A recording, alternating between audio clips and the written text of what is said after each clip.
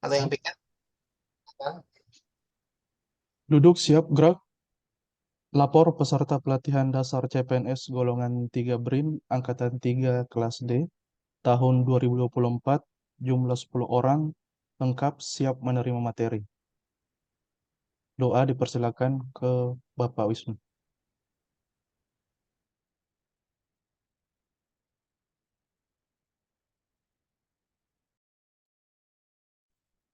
Assalamualaikum warahmatullahi wabarakatuh. Ya Allah, ya Rahman, ya Rahim. Saat ini kami kembali berkumpul dalam kegiatan kelas pelatihan dasar CPNS BRIN golongan 3 tahun 2024 yang diselenggarakan secara online oleh Lembaga Administrasi Negara Republik Indonesia. Kami mohon kiranya acara ini selalu dalam rahmat dan ridho-Mu. Allahumma la sahla illa ma ja'alta sahlan wa anta ja'al hasna idza syi'ta sahla. Amin amin ya rabbal alamin. Doa selesai.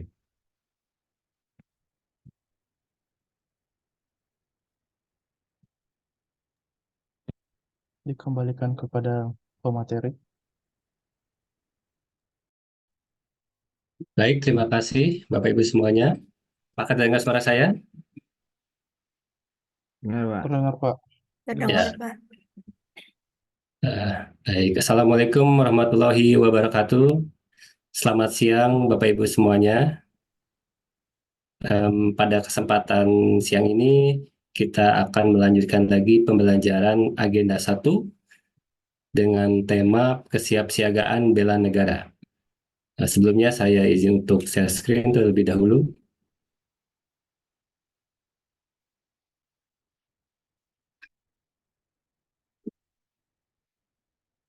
Baik, sebelum memulai pembelajaran agenda 1 kesiapsiagaan bela negara, sebaiknya kita menyanyikan lagu Indonesia Raya terlebih dahulu.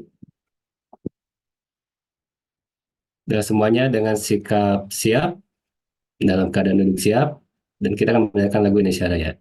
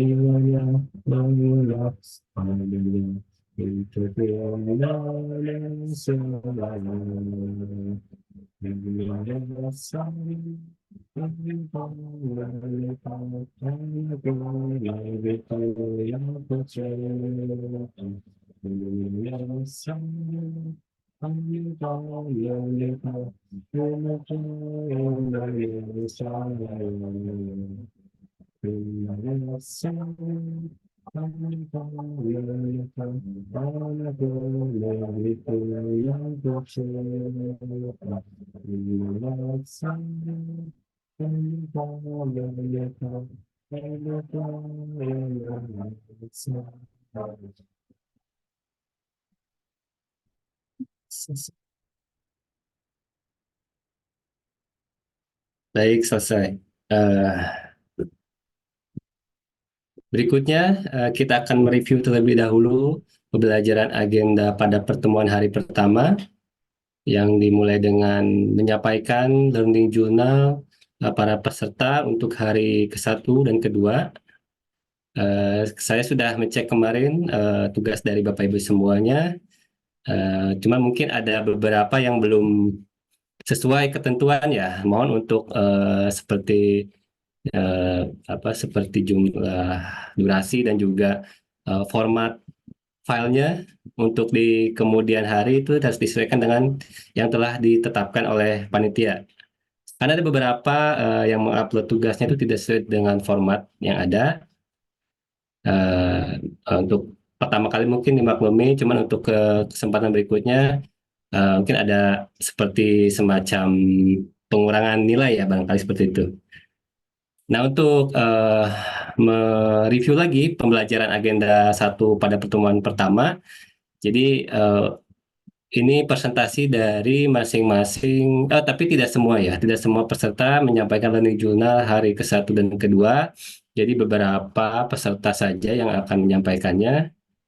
Nah, barangkali Bapak Ibu ada yang mau volunteer untuk menyampaikan learning journal hari ke-1-nya? Sebentar.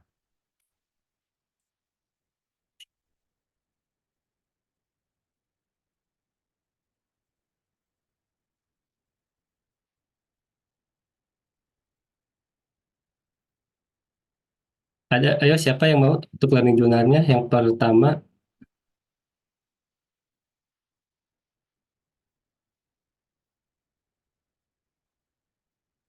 Jadi nanti di jurnal yang hari pertama kemarin itu coba diputar ulang. Nanti setelah itu dikasih penjelasan lebih mendalam lagi. Atau kalau ada yang mau, kalau tidak yang mau mengajukan diri, saya tunjuk aja kali ya. Dari tugas learning journal saya ambil yang sesuai formatnya deh. Dari Mas Wisnu barangkali. Yang hari pertama yang Learning journal pertama, learning journal 1, yang MP3 itu dalam bentuk audio. oh ya baik saya Pak. Yang pertama itu sebentar saya agak lupa materinya. Oh, aksi bela negara ya Pak ya. Ya, oke. Stop share dulu. Eh, Mas Wisnu coba barangkali share sound dari learning journal yang pertama. Sebentar Pak. Ada share Jadi sound. kemarin itu kan durasi yang ditentukan tuh maksimum 3 menit ya. Betul. Ya, ada yang ya ke rata-rata pada di bawah 3 menit sih untuk learning journal pertama. Sudah sesuai ya Bapak Ibu. Ini saya kasih sampelnya yang dari Mas Wisnu saja barangkali. Bisa nggak share screen? Share sound. Saya tidak, mohon maaf saya agak kuper Pak. Untuk share soundnya bagaimana ya Pak? Mohon maaf saya agak agak bingung untuk share soundnya. Oh, ya udah kalau gitu dari saya aja deh sebentar ya, tapi Saya Wisnar.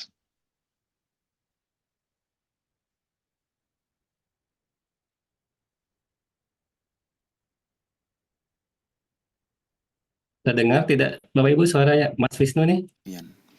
Kegiatan Latsar mengenai wawasan kebangsaan dan wawasan Nusantara, terutama dalam konteks bela negara, menjadi agenda penting sebagai langkah awal bagi Terdengar nggak?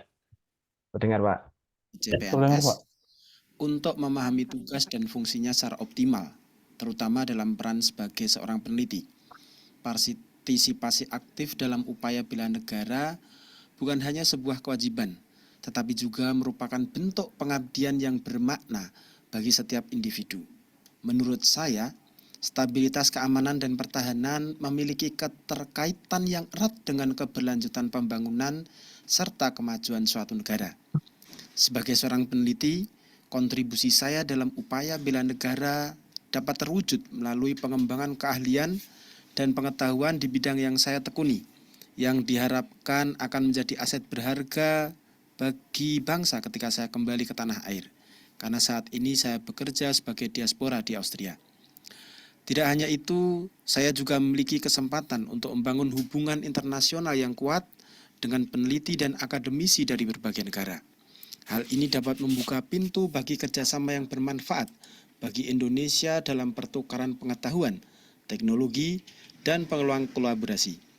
Selain itu, saya juga berharap untuk menjadi panutan bagi generasi muda Indonesia dengan berbagi pengetahuan, pengalaman, dan keterampilan untuk menginspirasi mereka dalam mengejar pendidikan tinggi dan berkontribusi pada pembangunan masa depan negara Indonesia.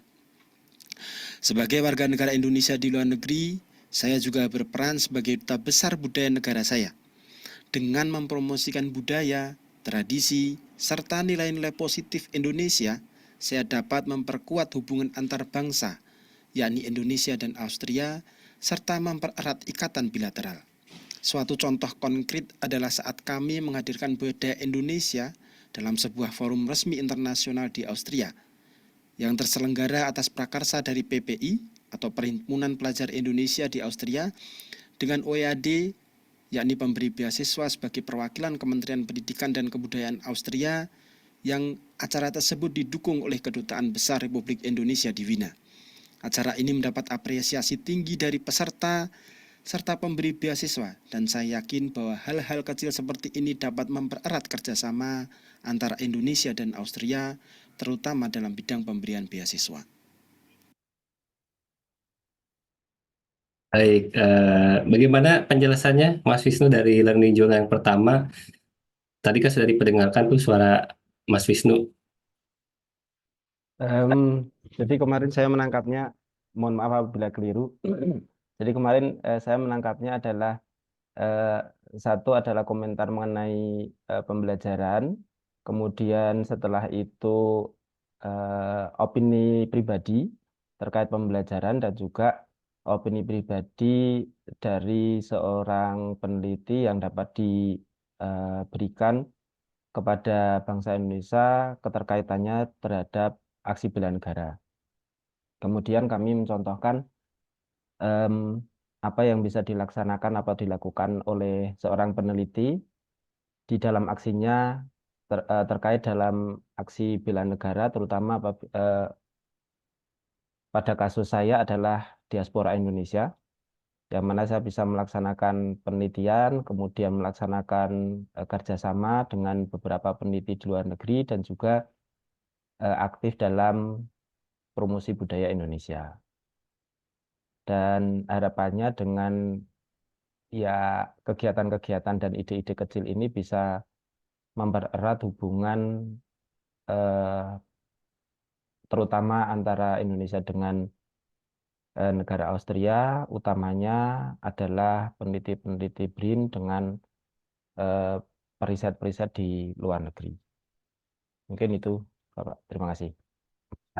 Terima kasih Pak Wisnu. Berarti memang kerjasama antara peneliti dan pihak luar negeri itu harus membawa nama Indonesia tentunya ya, untuk mengharumkan nama Indonesia, karena sesuai dengan cita-cita bangsa Indonesia untuk berkontribusi terhadap dunia ya. Baik, mungkin ada Bapak Ibu yang lainnya yang mungkin mengomentari apakah misalkan learning journal dari Pak Wisnu itu misalkan ada yang kurang nih, atau misalkan ada tanggapan lain dari Bapak Ibu semuanya barangkali. Mungkin Bapak Ibu tuh mengerjakan jurnal satunya, kok beda dengan saya. Misalkan ternyata Pak Wisnu tidak membahas sesuatu hal yang sesuai dengan ketentuan, misalkan. Ada yang mau berkomentar? Mohon izin Pak, saya mau berkomentar atau juga mungkin memastikan gitu Pak. Oh iya, silakan. Dari tugas yang saya baca di Kolabjar ya Pak ya, pemahaman saya, kita membentuk suatu rekaman berisi pengalaman dan pembelajaran gitu Pak. Jadi mungkin ini bisa kita clearkan.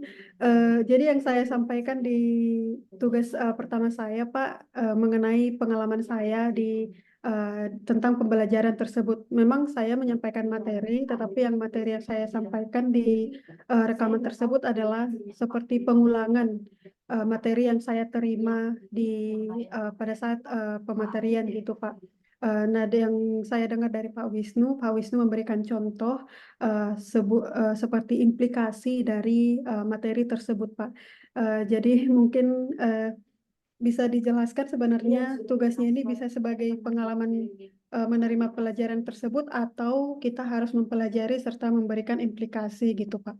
Mohon maaf jika saya salah, Pak. Terima Baik, kasih. bagus sekali komentarnya Bu Sunarti. Iya, jadi berdasarkan tugas yang diberikan kepada Bapak Ibu, jadi kan di situ tertulis bahwa Learning Journal 1 itu menceritakan substansi dari pembelajaran hari pertama, seperti semacam rangkuman, seperti itu Bapak Ibu. Jadi seperti yang Bu Sunarti bilang, kan mungkin Pak Wisnu lebih ke implikasinya ya, bukan ke pembelajarannya, seperti itu. Ya, baik, terima kasih Bu Sanarti. Jadi supaya clear ya, untuk nanti tugas Learning Journal 2 juga kan ada ketentuan yang harus dicermati ya, batasan-batasannya. Oke, ada lagi Bapak Ibu? Baik, kalau tidak ada mungkin kita lanjut. Saya coba share screen lagi. Nah, itu untuk presentasi tugas individu Learning Journal hari pertama. Nah, sekarang untuk jurnal yang keduanya, hari kedua, saya tadi coba mendengarkan karena mungkin waktunya ya yang tentunya sangat terbatas. Jadi ada beberapa yang mungkin Bapak Ibu ngupload filenya itu masih dalam bentuk raw material gitu. Jadi tadi hampir saya usahakan tuh ada Bapak Ibu yang mau upload itu bukan MP3, bukan MP4. Untuk tadi ada teman yang bisa bantu buka file tersebut, jadi bisa terdengar. Dan waktu pertemuan hari pertama mungkin ada yang bertanya kok sudah membuat learning journal hari kedua sedangkan pembelajaran saja belum. Nah, kan sebenarnya saya sudah jelaskan bahwa dari apa hari pertama kali itu kan ada asinkronus tuh, ada pembelajaran asinkronus. Nah, dari situ Bapak Ibu mencoba merangkum dari learning journal hari keduanya itu. Nah, mungkin ada Bapak Ibu yang mau diperdengarkan. Ayo, siapa yang mau inisiatif?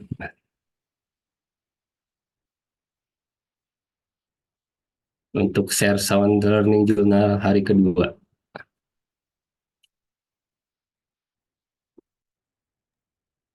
Mungkin Pak Edi, mungkin rekaman saya. Iya Pak Endik ya. Iya ya Pak Endik Pak. Ya, silakan mau share sound learning journal 2. Tapi saya bingung Pak, cara sound share. Nggak bisa ngeklik share screen-nya atau bagaimana? Bentar ya Pak, coba.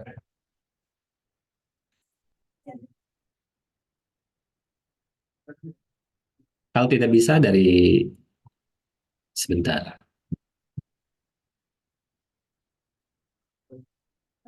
Bisa tidak Pak Endik? Bisa. Kalau tidak dari saya aja deh.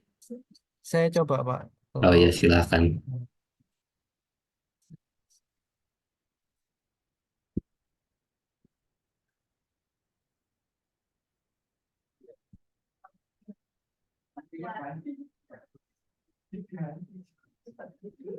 Karena share salah satu barangkali Bapak Ibu misalkan nanti ada kegiatan, share screen itu sangat perlu sekali ya. Jadi mungkin nanti bisa belajar untuk share screen seperti itu. Apakah terdengar? Coba di play terlebih dahulu.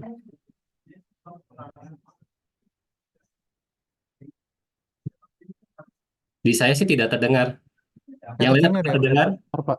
Tidak, Pak. Belum, Pak. Tidak. Bisa Iya. mungkin karena Nggak ada pilihannya. Biasanya ada soundnya diklik gitu. ya udah di saya aja kalau begitu karena ini waktunya molor ya, jadi dari saya aja kali.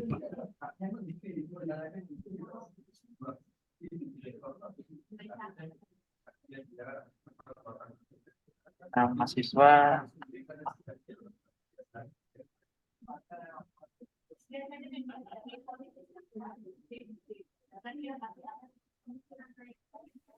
Endi Hidayat. Nah, terdengar? Dengar Pak. Materi hari ini memberikan perspektif baru, pengetahuan baru terhadap teknik analisis terhadap suatu masalah. Walaupun kami sudah rata 3, ada beberapa analisis yang baru yang menurut kami cukup menarik. Yang pertama ada teknik USG yang terdiri dari urgency, serious, and grow, dan masing-masing memiliki 5 bobot maksimal terkait bagaimana isu itu sangat mendesak, sangat serius, dan bagaimana perkembangannya. Yang kedua ada teknik APGL. Nah, teknik analisis ini juga terdiri dari 4 indikator. Ada A tadi aktual, B problematik, dan K ini yang menarik kekhalayakan ya, yang dampaknya terhadap kepentingan orang banyak. Yang L ini layak, dan masing-masing juga mempunyai pembobotan maksimal 5. Nah, yang ketiga ada teknik mind mapping. Nah, ini saya kira konsep yang juga menurut saya masih baru saya pelajari. Ada teknik analisis mind mapping ini terkait bagaimana membuat konsep suatu gambaran yang berbentuk diagram yang intinya mencari solusi. Sedangkan yang 2 yang terakhir ini sudah sering saya gunakan, ada SWOT analisis yang memang lebih banyak digunakan di ilmu ekonomi, dan fishbone yang lebih kompleks dan digunakan di berbagai ilmu sosial maupun ekonomi. Mungkin itu, terima kasih laporan dari materi pada hari ini. Nah, sudah diperdengarkan learning journal yang kedua ya dari Pak Endik. Nah, bagaimana Pak Endik? Mungkin bisa menjelaskan. Iya, terima kasih Pak Randy. Iya Pak, saya mencoba mereview materi Pak. Memang saya selalu selalu selalu mengawali video saya dengan nama siswa ya Pak. Karena saya anggap Pak Randy pelatih, saya siswanya. Jadi itu yang memang saya pelajari waktu eh, materi hari kemarin yang tentang teknik analisis tadi Pak. Karena yang sering kita gunakan, kebetulan saya kan S1-nya ekonomi, memang pakai SWOT itu. Sedangkan kalau saya waktu S2, S3 lebih ke ilmu sosial tuh lebih banyak menggunakan Fishbone. Kalau yang tadi yang mindset, terus juga 2 teknik analisis tadi itu, A3 dan sebagainya itu, saya lebih mirip ke itu Pak, sistem pengambilan keputusan dan sebagainya yang dulu saya pelajari waktu memang di bangku kuliah itu. Dan itu saya rasa sesuatu yang mungkin bisa dijadikan sebagai salah satu alternatif ketika memberikan alternatif mana riset yang paling menarik atau yang paling urgent ketika nanti di dunia penelitian. Itu Pak. Baik, Dari terima saya, kasih Pak. atas Ya. penjelasannya. Jadi yang dibahasnya memang materinya, tapi mungkin Bapak Ibu yang lain kan seperti yang sebelumnya dicobakan pendapatnya oleh Bu Sunarti. Jadi harus sesuai dengan materi yang yang diampu pada pertemuan sebelumnya. Tapi mungkin barangkali ada yang mau berpendapat terkait Learning Journal 2 Pak Endik. Saya Pak, Oh, silakan Bu Anissa. terima kasih atas kesempatannya. Kalau saya mungkin sama kayak Bu Suna juga yang di Learning 2 ini kan awalnya juga bingung ya, maksudnya harus memasukkan apa. Nah kalau Pak Endi kan lebih banyak ke masalah-masalah analisis untuk isu kontemporernya. Nah sedangkan saya sendiri itu yang Learning Journal 2 itu lebih banyak menceritakan aktivitas atau kegiatan misal pengerjaan tugas kelompok, kemudian eh, persiapan saya untuk membuat tugas individu dan lain sebagainya gitu. Karena untuk yang materi tentang yang seperti Pak Indik jelaskan itu sudah saya singgung di Learning Journal 1 gitu Pak. Jadi bingung sebenarnya yang bagaimana seharusnya. Ya, terima kasih Pak. Ya, terima kasih. Jadi kan seperti ketentuan yang ditugaskan ya. Jadi untuk uraian tugas Learning Journal 2 itu kan ketentuan sama dengan Learning Journal 1. Nah, mungkin bingungnya mungkin dari materi yang mana kali ya. Nah, Iya, betul, Pak. ya gitu. Eh, kan sebenarnya untuk tugas Learning Journal 2 itu lebih ke menganalisis isu-isu ya. Nah, jadi untuk yang diisi pada Learning Journal itu berarti terkait isu-isu seperti isu instansi atau instansi global dan juga sesuai dengan pembelajaran asinkronus yang Bapak Ibu baca. Ini pada baca nggak asinkronus pembelajarannya? Mungkin ada yang baca atau yang enggak ya, tapi ya sudah Bapak Ibu kumpulkan, jadi sudah tidak bisa lagi diupload ulang, jadi mungkin nanti ya harus menerima nilainya ya nanti yang telah kami coba nilai. Baik, mungkin cukup dua saja ya karena ada penjelasan untuk tugas yang lainnya. Untuk presentasi tugas individu terkait Learning Journal hari ke-1 dan ke-2 mungkin dicukupkan. Kita lanjut ke tugas Mohon berikutnya. izin, Pak. Oh ya, silakan Bu Dina ya. Ya, saya mau bertanya karena saya belum paham. Jadi Learning Journal 1 itu untuk membahas materi 1, begitu ya Pak? Learning Journal 2 untuk membahas materi 2, apa seperti itu Pak? Karena saya di Learning Journal 2 itu saya salah paham, saya kira kita Learning Journal itu rekaman kegiatan pembelajaran hari itu, Pak. Jadi kemarin Learning Journal 2 itu saya isi dengan kegiatan pembelajaran mandiri, gitu, Pak. Jadi mohon diperjelas lagi tentang Learning Journal ini, karena banyak yang seperti saya, Pak, di teman-teman di CWS, di sini ya. Teman-teman Baik. itu mengira bahwa Learning Journal itu adalah kegiatan pembelajaran yang kita lakukan pada hari itu gitu Pak. Jadi saya tekankan saya ulangi Pak ya. Apakah Learning Journal 1 itu untuk membahas materi 1 dan Learning Journal 2 itu untuk membahas materi 2 sehingga Learning Journal 3 dan seterusnya itu disesuaikan dengan materi keberapa. Misalnya Learning Journal 3 untuk membahas materi 3 begitu Pak, agar supaya kami tidak salah lagi gitu Pak. Terima kasih. Baik, terima kasih Bu Dina atas pertanyaannya dan mungkin teman Bapak Ibu yang lain juga kebingungan kali ya dengan Learning Journal 2 ya. Karena kan seharusnya kalau misalkan disesuaikan dengan Learning Journal 1 berarti apa yang sebelumnya pemateri yang saya disampaikan ya.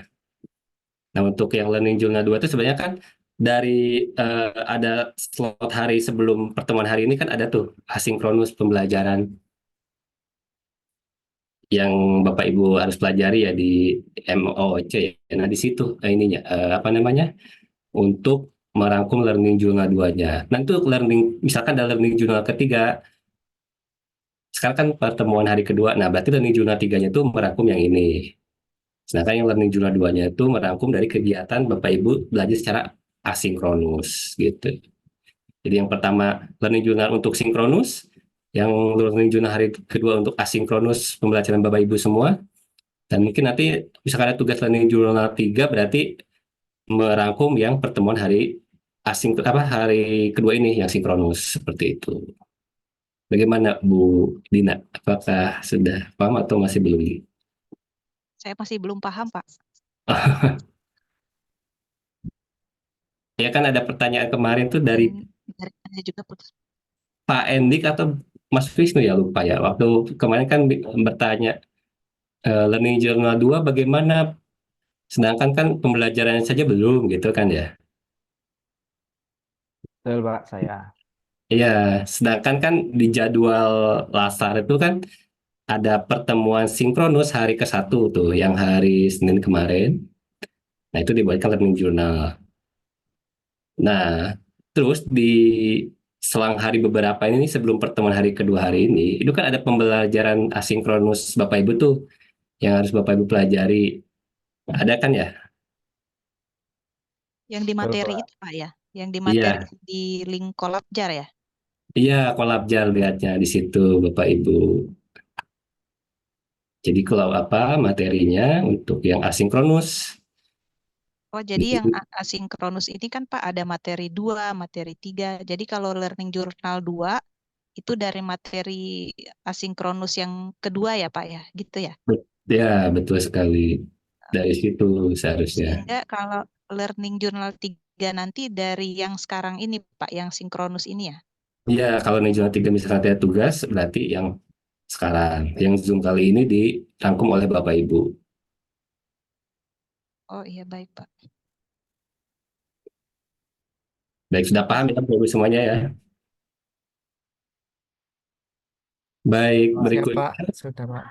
Sudah ya. Ya, berikutnya untuk presentasi tugas individu, tetapi kali ini video aksi bela negara. Gimana cara kemarin buat videonya? Mudah kan? Buat video ngambil tag syuting gitu ya Bapak Ibu semua jadi artis sementara. Tidak mudah. Gugup Pak, gugup. Jadi saya udah lihat tuh video Bapak Ibu semuanya. Ada beberapa yang mungkin dari sumber-sumber tertentu, tidak mengapa asalkan dicantumkan ya sumbernya ngambil dari mana.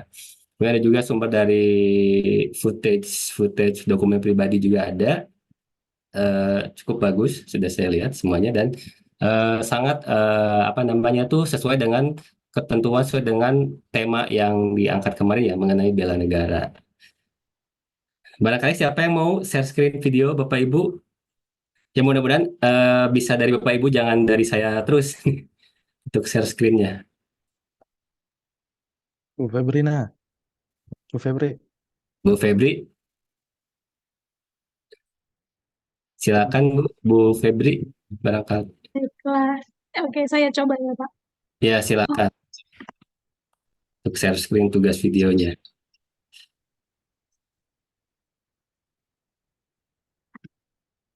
Tadi kan sudah bapak-bapak ya, sekarang ibu-ibu yang di share screen.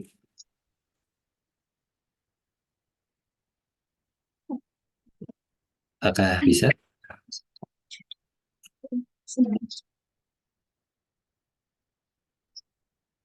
Dan mungkin nanti selain Bu Febri ada satu video lagi. Jadi Bapak Ibu sudah mempersiapkan kali ya filenya ya, supaya nanti tidak mencari-cari lagi filenya. Ini langsung share screen saja kalau sudah ada ketemu filenya. Oke, sedang loading. Ayo, silakan.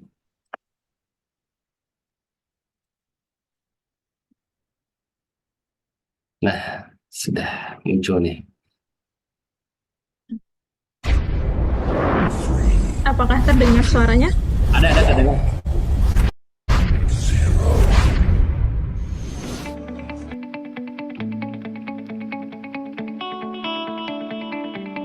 Indonesia merupakan negara agraris. Hal ini menjadikan sektor pertanian sebagai sektor penting dalam menunjang kebutuhan pangan. Upaya menjaga ketahanan pangan nasional diwujudkan melalui pembangunan berkelanjutan dalam program Sustainable Development Goals untuk mencapai no poverty and zero hunger. Sebagai periset di bidang pertanian dan pangan di Indonesia, kontribusi dalam mendukung perkembangan dan keberlanjutan pangan dapat dilakukan dengan mengimplementasikan nilai-nilai bela negara meliputi cinta tanah air, sadar berbangsa dan negara, setia pada Pancasila sebagai ideologi negara, rela berkorban demi bangsa dan negara, serta kemampuan awal bela negara. Cinta tanah air terwujud melalui kesadaran sebagai bagian yang memiliki tanggung jawab dan fungsi sebagai seorang peneliti. Hal ini dilakukan dengan ikut berperan serta melakukan pengembangan potensi lokal berupa kultivar pangan lokal yang berasal dari Indonesia. Kesadaran berbangsa dan bernegara terwujud dalam peran serta sebagai peneliti yang aktif melakukan penelitian dan ikut berkontribusi menyediakan fakta dan bukti objektif dari hasil penelitian sebagai sumbangsih bagi masyarakat, bangsa, dan negara. Menjadikan Pancasila sebagai pedoman hidup bagi seorang peneliti berarti juga berani mengamalkan nilai-nilai Pancasila baik dalam kehidupan bersama maupun dengan Sang Pencipta.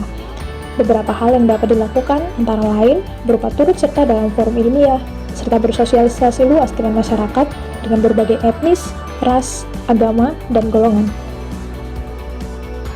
Sebagai seorang peneliti, tidak jarang terdapat hal-hal yang harus dikesampingkan demi terwujudnya mimpi besar demi kepentingan lebih banyak orang.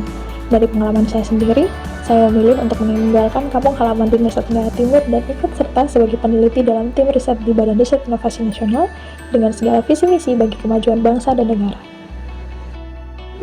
Salah satu hal dasar yang dilakukan oleh seorang peneliti sebagai awal sikap bela negara adalah kemampuan untuk mengomunikasikan hasil penelitiannya kepada halayak. Hal ini dilakukan dengan penulisan proposal pendanaan serta publikasi ilmiah yang dapat menjadi sumbangan bagi ilmu pengetahuan, terutama di Indonesia. Penelitian di Indonesia merupakan landasan dalam perjalanan bangsa menuju masa depan yang cerah. Dengan mengimplementasikan nilai-nilai bela negara di bawah komitmen yang teguh terhadap negara kesatuan Republik Indonesia, seorang peneliti dapat ikut serta berkontribusi positif bagi masyarakat dalam upaya memajukan negara kesatuan Republik Indonesia. Saya, Justina Carolina Febrianti Sasinya, peserta Latsar Golongan 3 Angkatan 3D, melalui upaya kolaboratif yang melampaui batas-batas geografis dan budaya, kita akan terus berdedikasi memajukan pengetahuan demi kepentingan kolektif rakyat dan komunitas global, serta membuka jalan bagi masa depan pangan dan pertanian yang lebih tangguh dan sejahtera.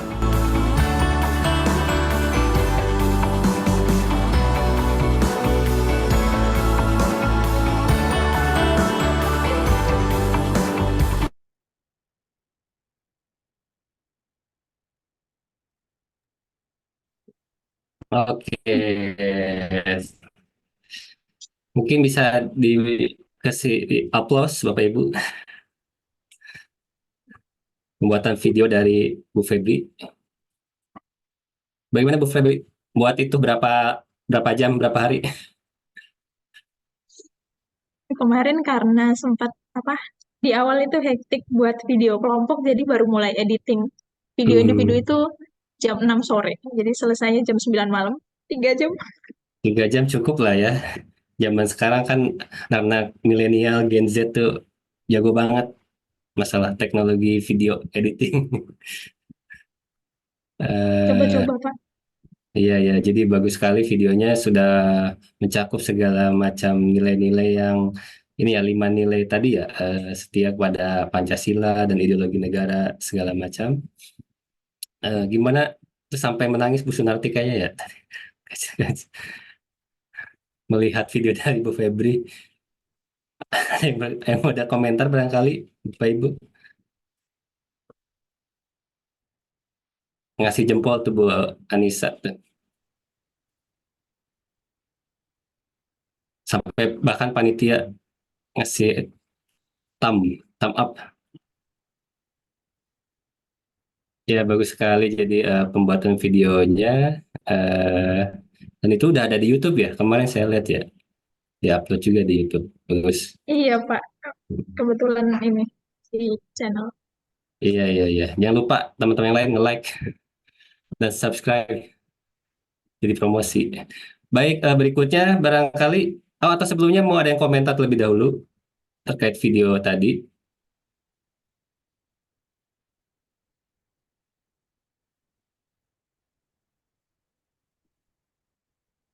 Bisa berupa estetika videonya atau konten videonya. Gimana ya? Nggak ada komentar ya? Udah bagus ya? Udah Bagus, Pak. bagus ya? Jadi bingung juga komentar. Oke, kalau begitu kita ke video yang kedua, barangkali ada yang mau volunteer. Ayo Pak. Oh ya, silakan Bu Anissa.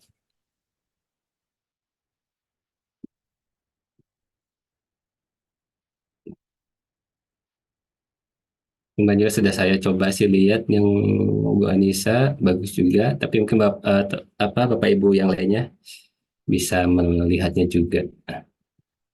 Karena agak hektik ya, agak sibuk ya kemarin bikin tugas video kelompok, video individu. Jadi mungkin belum sempat lihat video teman-teman yang lainnya.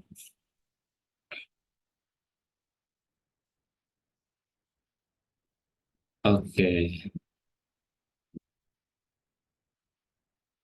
Suaranya Bu belum terdengar.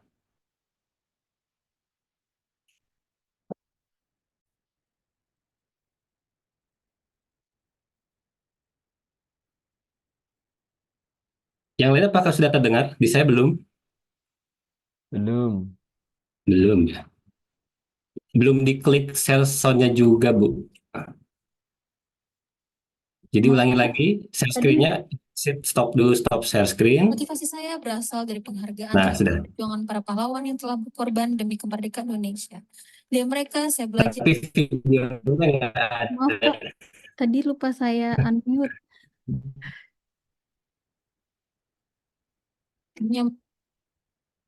Yang lalu, saya telah memulai perjalanan Oh iya, silakan. di bidang penelitian, fokus pada kesehatan dan eksplorasi biodiversitas di Indonesia, khususnya tanaman obat. Motivasi saya berasal dari penghargaan terhadap perjuangan para pahlawan yang telah berkorban demi kemerdekaan Indonesia.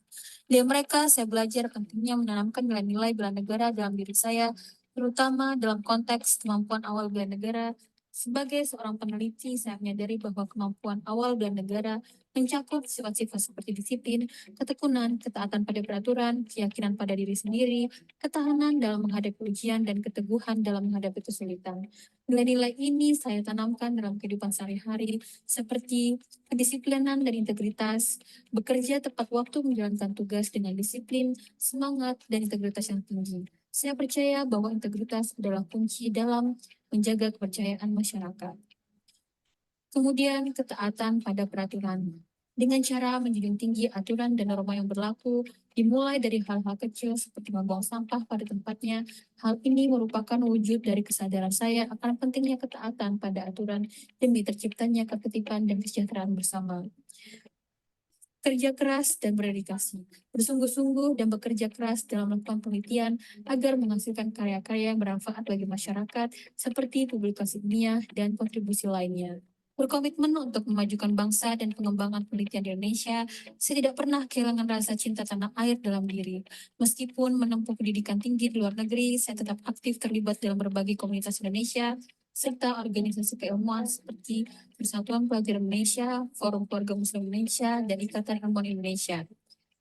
Selain itu, saya telah mengambil bagian dalam berbagai kegiatan pertemuan ilmiah, bahkan pernah berkesempatan menjadi satu-satunya perwakilan dari Indonesia. Selain itu, sebagai seorang peneliti Indonesia yang bangga akan produk dan karya anak bangsa, saya selalu mendukung industri dan karya-karya lokal dengan membeli dan membaca buku-buku yang tertulis oleh penulis Indonesia. Hal ini tidak hanya menjadi dukungan moral bagi peneliti lokal, tetapi juga membantu memperkarya pengetahuan dan mendukung jalannya riset. Melatih diri untuk menanamkan nilai-nilai berakhlak sebagai ASN sejak dini, menyadari pentingnya nilai kolaboratif sebagai seorang peneliti, berkolaborasi dengan rekan-rekan peneliti dari berbagai daerah dengan latar belakang suku, ras, dan agama yang berbeda, mengajarkan kita untuk selalu memiliki kesadaran berbangsa dan bernegara. Ini sudah jam 10, sesi jam 10. Ya, kalau di tempat itu bagaimana? Sampai sekarang jam 11 menit, selisih 2 jam dari. Serta memberikan bimbingan kepada mahasiswa dalam pengembangan riset mereka. Dengan cara ini, kita tidak hanya memperkuat jaringan profesional, tetapi juga turut berkontribusi dalam membangun rasa persatuan dan kebersamaan di tengah-tengah keberagaman bangsa, serta tetap setia pada Pancasila sebagai ideologi negara. Penelitian dan ilmu tentang penyakit serta penemuan obat telah mendorong saya untuk menjadi relawan di komunitas sahabat anak kanker. Kami telah aktif menyuarakan semangat untuk kesembuhan para penderita kanker. Selain itu, pengetahuan dan keilmuan membawa saya untuk bergabung dalam korps sukarela, di mana saya berkesempatan untuk memberikan pengalaman dan menyampaikan materi tentang kesehatan, obat-obatan, serta terlibat dalam bantuan bencana secara langsung. Selain itu, saya juga berbagi pengalaman dan berkontribusi dalam kegiatan integrasi Taruna-Ureda dengan berbagai sektor seperti TNI, Polri, dan peneliti dari berbagai instansi di seluruh Indonesia. Tujuannya adalah untuk melindungi dan memajukan Indonesia agar selalu tertanam nilai-nilai rela berkorban untuk bangsa dan negara. Kecintaan pada Indonesia telah membawa saya untuk menjadi CPNS di Badan Riset dan Inovasi Nasional. Meskipun saya telah menghabiskan hampir 7 tahun menuntut ilmu dan mencari pengalaman di luar negeri, serta memiliki banyak kesempatan untuk berkarya di luar, namun dengan bangga saya memilih untuk kembali ke tanah air dan menjadi peneliti di negara saya tercinta. Semoga ilmu yang saya pelajari dapat bermanfaat bagi perkembangan riset di Indonesia. Potongan lagu yang selalu saya ingat ketika saya berada jauh dari Indonesia adalah tanah airku tak terlupakan, dan terkenang selama hidupku. Biarpun saya pergi jauh, takkan hilang dari kalbu. Tanahku yang kucintai, engkau kuhargai. Walaupun banyak negeri kujalani, yang mansyur permai di mata orang. Tapi kampung dan rumahku, di sanalah aku rasa senang. Tanahku tak kulupakan, engkau kubanggakan. Saya Anissa Novitasari, CPNS tahun 2023, dengan bangga menjadi peneliti di Badan Riset dan Inovasi Nasional, serta bangga berkontribusi dalam memajukan riset di Indonesia.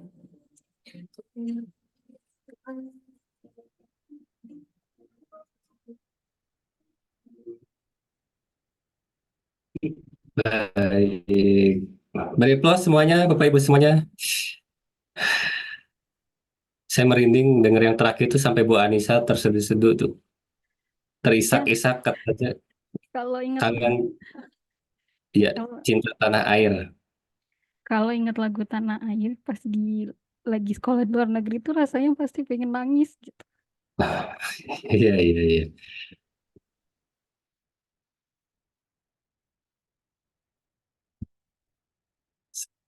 Sampai berkaca-kaca ya.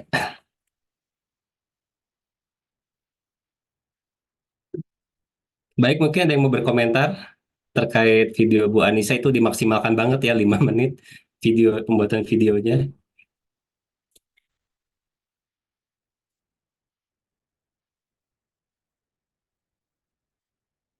Mungkin ada yang mau ngasih tanggapan.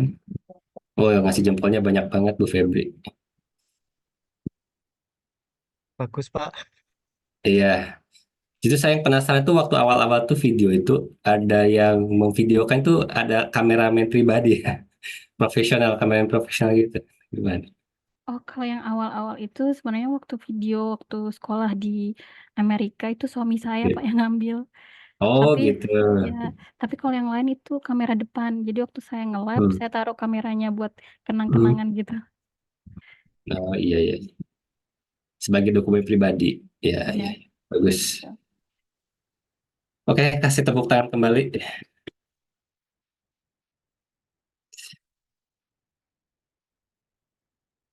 Baik, ini cukup dua saja ya untuk video aksi bela negara, tugas individunya.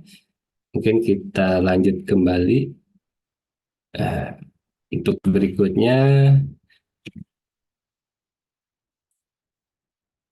Tugas kelompok tapi mungkin supaya tidak jenuh ya, jadi kita lewat dulu saja ya tugas kelompoknya. Kita masuk dulu ke materi untuk pembelajaran AGD 1 pertemuan kedua hari ini.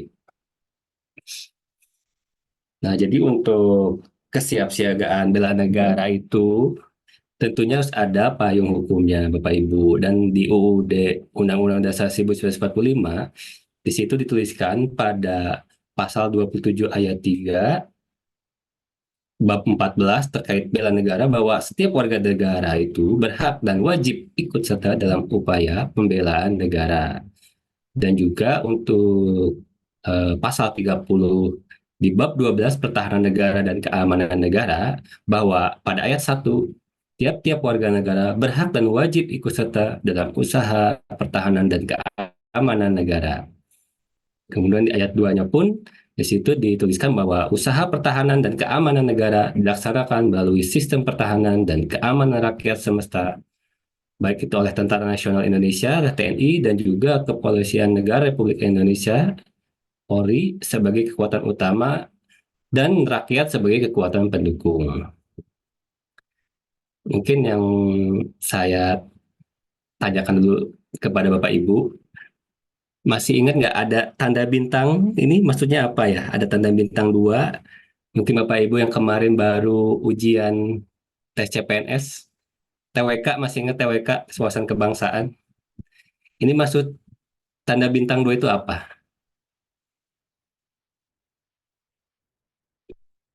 Ya barangkali ada yang masih ingat waktu itu apa maksudnya itu bintang 2. Masih seger lah Bapak Ibu mungkin yang baru belajar TWK.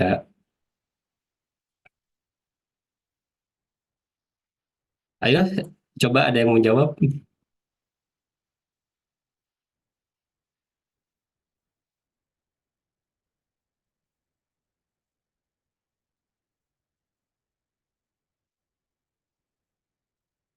Undang-Undang Dasar 1945 itu sendiri kan tidak apa ya, tidak bisa dikatakan statis ya. Jadi kan Undang-Undang 45 itu setelah kita melalui masa segala macam dari Orde Lama, Orde Baru, kemudian melalui reformasi 98, Undang-Undang 45 itu mengalami apa istilahnya? Amandemen, Pak. Amandemen. Apa? Ya, amandemen, betul sekali, Mandi. Nah, dari amandemen tersebut tuh, Undang-Undang Dasar 1945 itu kan ada perubahan. Tetapi tidak serta-merta dirubah, jadi ada ketentuannya ya. Amandemen tersebut itu merupakan penambahan dari pasal-pasal yang ada dari Undang-Undang Dasar 45 sebelumnya. Tanda bintang 2 ini artinya adalah pasal tersebut mengalami amandemen yang kedua. Jadi bintang tanda 2 itu berarti amandemen yang amandemen kedua. Ada yang masih ingat Undang-Undang Dasar 45 ini di amandemen berapa kali? Ayo, ini negara kita loh. Undang-Undang Dasar 45 itu berapa kali? 4 kali. 4 kali. Kapan saja tuh? Yang pertama kapan? Duh, tahunnya lupa lagi. Yang pertama 99 lah. Ya, tahunnya aja dulu. Tahunnya 99 yang pertama. Yang kedua, Yang kedua tahun 2000. Nah, ini Mas Wisnu gantian Mas Wisnu. ayo ada yang lain mungkin selain Pak Endik atau Mas Wisnu.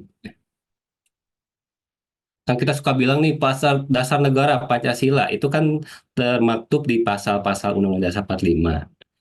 Bapak Ibu kan nanti bakal jadi ASN ya, pegawai negeri sipil, tentunya harus tahu undang-undang dasarnya dulu. Ya begitu banyak undang-undang peraturan kan, tapi yang namanya dasar tuh ya minimal harus tahu ya. Undang-undang dasar sejarahnya meskipun tidak tahu semuanya kan pasal-pasalnya, tapi setidaknya tahu lah undang-undang yang kita pegang sekarang itu udah berapa kali diubah gitu atau ditambah. Ayo berikutnya, tadi kan 1-2 udah, 99 2000. Yang ketiga 2001, Pak. 2001. Ya, betul. Satu lagi, yang terakhir, keempat. Agustus 2002, Pak. Siapa itu? Oh, Bu Fadila. Ya, betul sekali. Jadi, sebenarnya itu mudah untuk menghafalkannya karena tahunnya berurutan dari tahun 99, 2000, 2001, dan 2002. Cuma mungkin bulannya kali ya mungkin agak susah untuk dihafalkan. Walaupun sebenarnya bisa ada caranya menghafalkannya. Biasanya itu amandemennya itu dilaksanakan ketika sidang paripurna MPR. Dan pada masa itu sidang paripurna MPR itu di bulan Oktober atau Agustus gitu. Oktober, Agustus, November. Jadi yang pertama itu, amandemen pertama UUD 45 itu disahkan pada tanggal 19 Oktober 1999. Yang kedua, 18 Agustus 2000. Kemudian yang ketiga, 9 November 2001. Dan yang terakhir 10 Agustus 2002 di sidang MPR yang melakukan rangkaian dari sidang umum tahunan MPR. Nah, jadi UUD 45 kita ternyata mengalami perubahan secara 4 kali dan masa amandemen itu ternyata berdekatan ya ketika negara kita memang sedang mengalami pasang surut ya, jadi dari masa Orde Baru kemudian terjadi reformasi, kemudian bapak-bapak negara kita itu mencoba merumuskan kembali terkait Undang-Undang Dasar 1945. Baik, kemudian nah apa itu hak dan kewajiban bela negara aja? Definisi bela negara itu sendiri merupakan tekad, sikap, dan tindakan warga negara yang teratur, menyeluruh, terpadu, dan berkelanjutan, yang dilandasi oleh kecintaan terhadap tanah air, baik itu aplikasi dari cinta tanah airnya itu bisa saja bukan di Indonesia, mungkin kayak Bapak Ibu yang diaspora itu tetap mengharumkan nama bangsa Indonesia itu salah satu tanda bahwa dia itu cinta terhadap tanah air. Kemudian serta kesadaran hidup berbangsa dan bernegara. Jadi Undang-Undang Dasar 45 yang menyebutkan bahwa hak dan kewajiban itu ada di pasal 27 ayat 3 dan juga pasal 30 yang telah diamandemen. Baik, kita lihat dulu sebentar dari salah satu contoh kesiapsiagaan bela negara Bapak Ibu mungkin bisa melihatnya dengan seksama.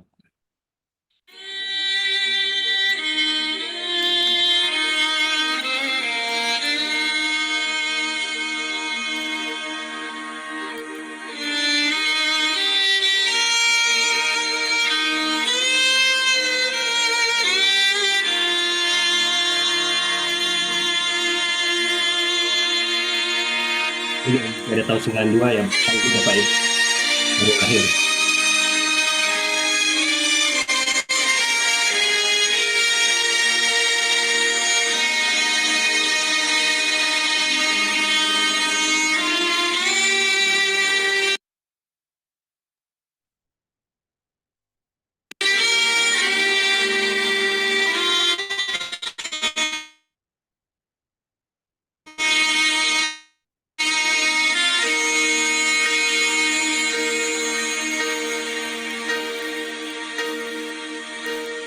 When I am down and oh my soul so weary, when troubles come and my heart burden be,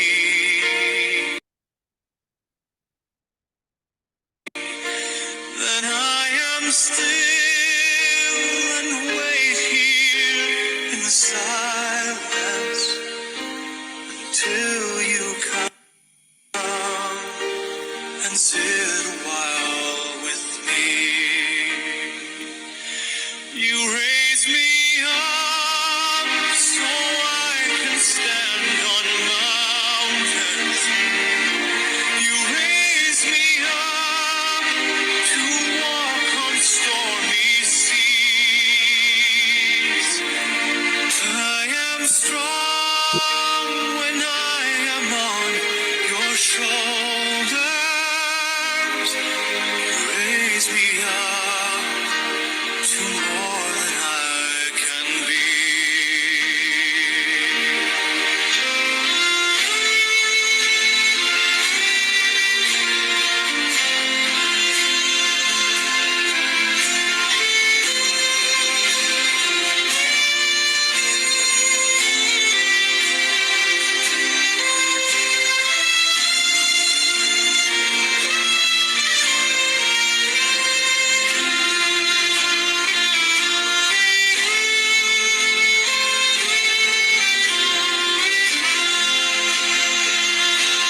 You raise me up so I can stand on mountains.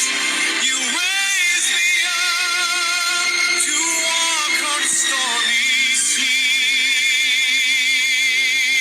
I am strong when I am on your shoulders. You raise me up to more than I can be.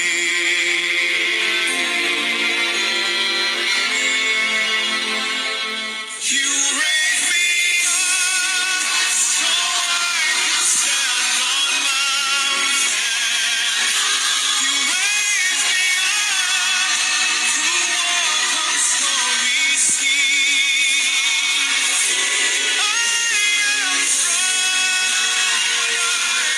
strong when I am on your shoulders. Raise me up to more than I can be. You raise me up so I can stand on mountains. You raise me up to walk on stormy seas. I am strong when I am on your shoulders. You raise me up to more than I can be. Oke, hari ini banyak sekali video yang menguras air mata ya. Gimana Bapak Ibu setelah melihat video tadi? Jadi ada seorang atlet yang dia berlomba pada suatu acara event besar yaitu Olimpiade tahun 92. di Barcelona kalau nggak salah itu. Seorang atlet yang sudah berlatih bertahun-tahun, mungkin 2 atau 3 tahun kan Olimpiade itu acara 4 tahunan ya. Dia setelah melakukan segala macam persiapan, kegiatan pelatihan, dan hanya ditentukan hanya beberapa detik atau menit saja. Akan tetapi ketika saat perlombaan berlangsung, dia malah mendapatkan suatu hal yang mungkin tidak diinginkan. Jadi ketika di tengah lomba dia mengalami cedera, tapi dia tidak pantang menyerah untuk terus berlari hingga garis finish. Meskipun secara lomba dia bukan juaranya, tetapi dia melanjutkan lomba itu hingga selesai. Dari video tersebut, Bapak Ibu mungkin bisa berpendapat nilai-nilai apa saja yang terkandung dalam video tersebut. Mungkin ada yang mau berpendapat? Izin Pak Randy. Ya, silakan Pak Endik. Iya Pak, jadi yang coba saya pahami dari video itu Pak, memang kita sebagai warga negara, apalagi sekarang jadi ASN ya Pak, itu harus memiliki kemampuan awal bela negara. Nah, kalau kemampuan awal bela negara itu menurut yang saya pelajari itu lebih mengarah kepada bagaimana menjaga fisik kita itu supaya tetap sehat Pak, supaya nanti jika negara itu membutuhkan maka kita bisa turut serta dalam kegiatan pembelaan negara atau kalau kita bahasanya sistem pertahanan rakyat semesta ya Pak, ya itu Sisham Resta itu kan jadi melibatkan rakyat seperti itu. Nah, terkait dengan atlet tadi, jelas kalau atlet memang dia punya fisik yang sangat kuat ya. Itu yang memang ditunjukkan ketika dia berlomba dan dia merasa dia sudah cedera, tapi karena resisten dan sebagainya dia bisa menyelesaikan lomba karena dia ya tadi memiliki kemampuan karena dia menjaga fisiknya sehingga dia bisa menyelesaikan lomba. Seperti itu sih Pak dari saya Pak Randy. Terima kasih Pak. Baik, terima kasih Pak Endik. Ya, sama-sama. Terima kasih. Jadi, ya seperti yang diutarakan tadi Pak Endik, bahwa dari video tersebut kita bisa analogikan kepada kegiatan sehari kita sebagai ASN nantinya. Jadi, untuk bisa membela negara, itu tentunya harus didukung dengan kekuatan fisik dan mental. Dan terutama Bapak Ibu harus ingat, selain fisik dan mental itu ada juga kesiapsiagaan yang harus dimiliki, yaitu nilai sosial. Dari video tadi kan beliau tadi seorang atlet Derek itu namanya tidak hanya sendiri ya, tetapi ada entah itu penonton, entah itu temannya atau bukan, tetapi membantu dia untuk terus mencapai tujuan. Dan ini tentunya sesuai dengan nilai ASN sekarang ya, nilai berakhlak. Jadi ada salah satu nilainya itu yang sesuai dengan nilai sosial, yaitu nilai harmonis dan juga kolaboratif. Nah, seperti itu. Baik, jadi untuk siap siaga bela negara, selain fisik, mental, maupun sosial dalam menghadapi situasi kerja yang beragam, berdasarkan kebulatan dan tekad secara ikhlas dan sadar, disertai rela berkorban, sepenuh jiwa raga yang dilandasi oleh kecintaan terhadap NKRI berdasarkan Pancasila dan UUD 45 untuk menjaga, merawat, dan menjamin kelangsungan hidup berbangsa dan negara. Dan tentunya seperti yang disinggung oleh Pak Endik tadi, memang seorang ASN itu tidak hanya dituntut secara intelijensia saja ya, tetapi itu juga untuk selalu sehat dalam atau bugar fisik maupun mental dan juga sosial.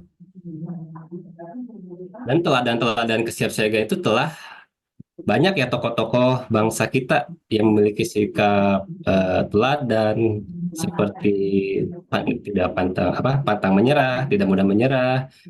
Seperti kita lihat contoh Presiden Soekarno, Bapak pendiri negara kita, yang dulu waktu pas kemerdekaan, sebelum kemerdekaan itu ditawan oleh Belanda, dibuang ke pengasingan ke mana itu, ke Irian Jaya zaman dulu namanya, Papua. tapi dia masih berusaha dengan Bung Hatta untuk memerdekakan negara Republik Indonesia. Kemudian yang kedua ini ada tentunya Panglima Besar kita, Jenderal Sudirman, yang selalu melawan penjajah zaman dulu Belanda, di mana beliau melakukan taktik. Barangkali yang tahu zaman dulu Panglima Sudirman itu melakukan taktik perang apa ketika melawan penjajah?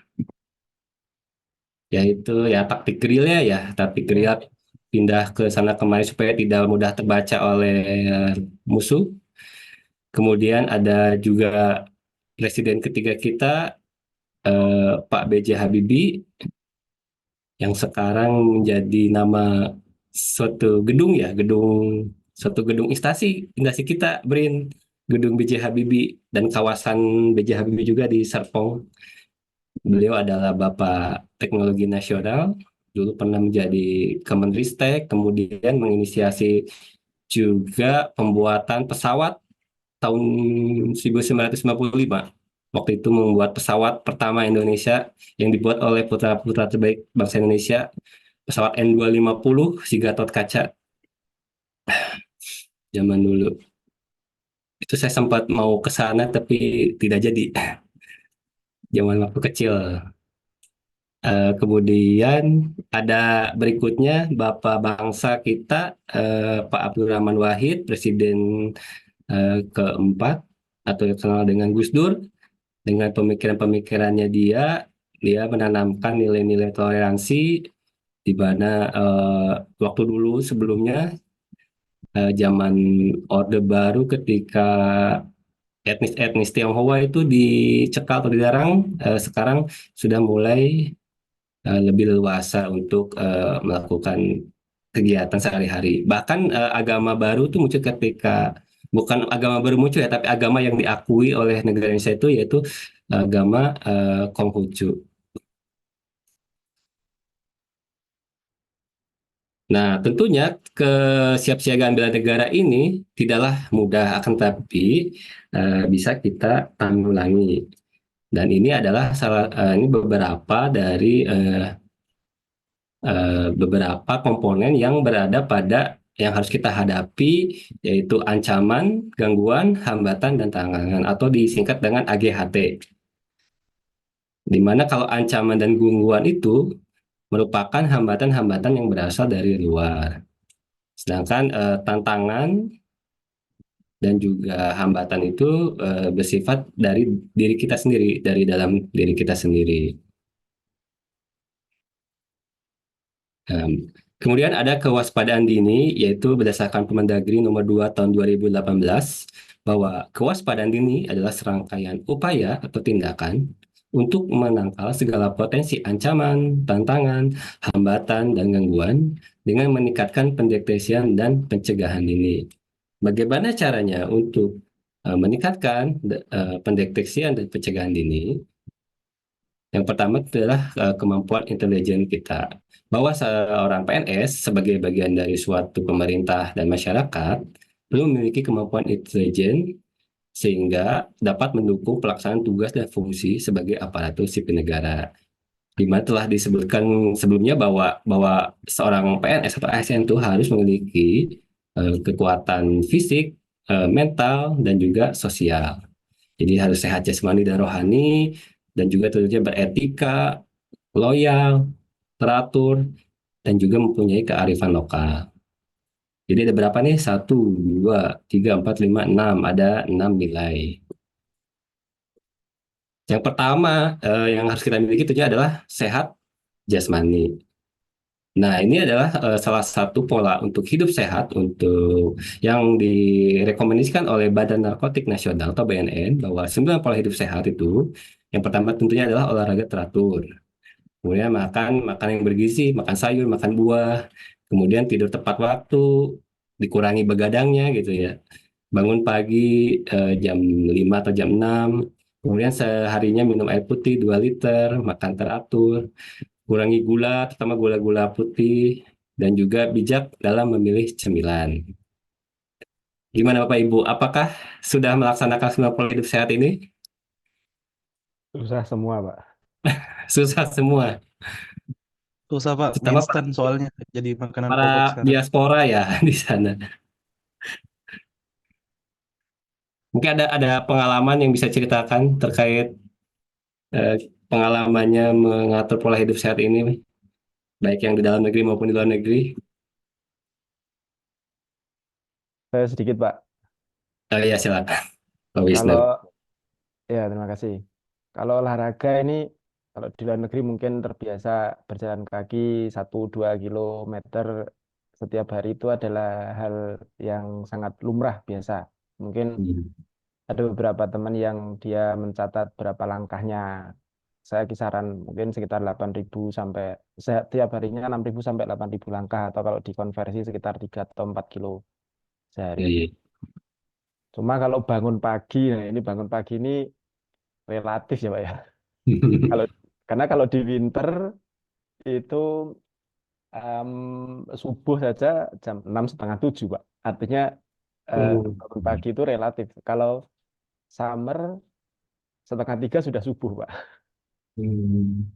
Jadi ya agak sedikit apa namanya mengkondisikan tubuh memang perlu. Tapi setidaknya kalau di di luar negeri pada khususnya memang makan teratur, kurangi gula, cemilan itu menurut saya hal yang agak cukup mudah, karena di sini ya makan teraturnya mudah karena memang tidak banyak jajan.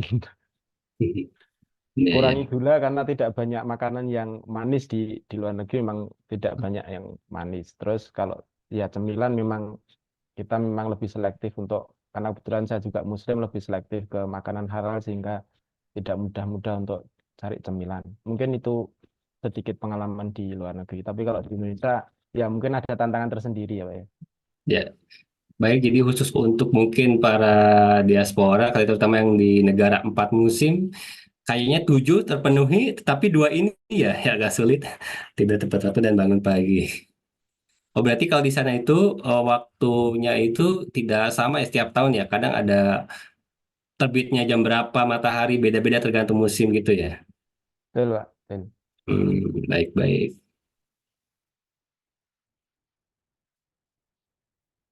Jadi mungkin harus disesuaikan ya, tidak semua tempat bisa sama untuk mengatur gaya hidup sehatnya. Tapi terutama untuk gaya hidup sehat yang mungkin sedikit bisa dikatakan wajib mungkin, yaitu hindari konsumsi alkohol dan juga tidak merokok.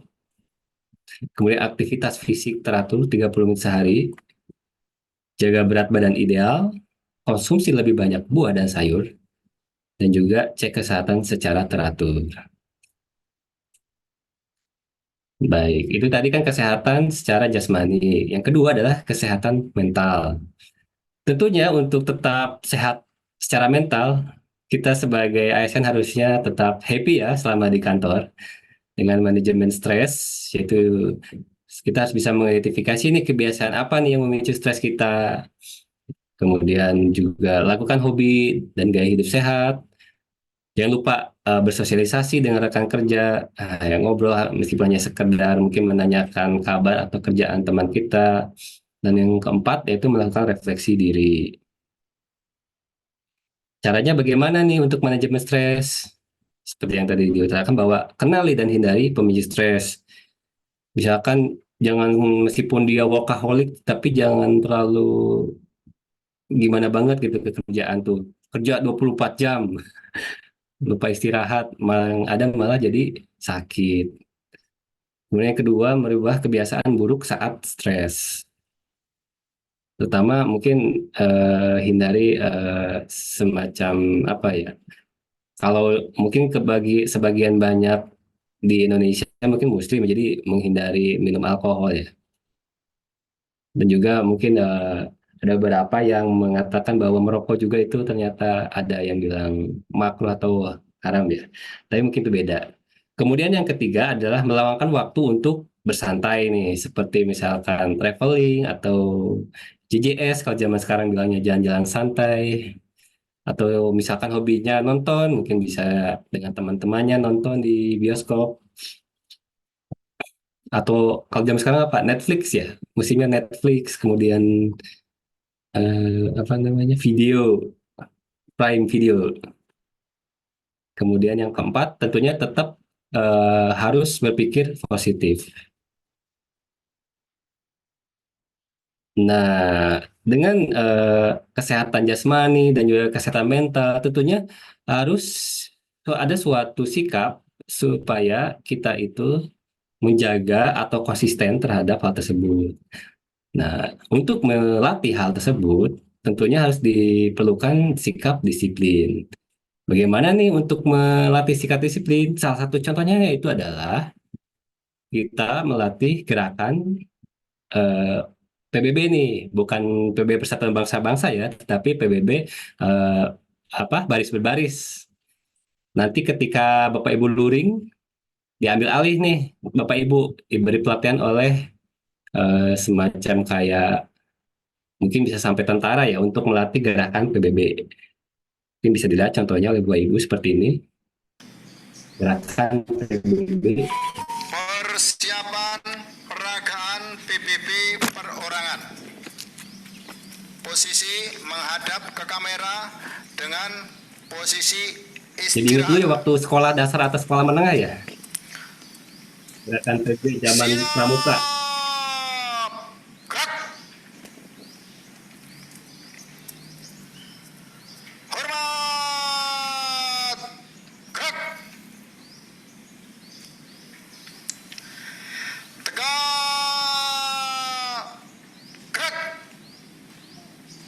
Istirahat di tempat.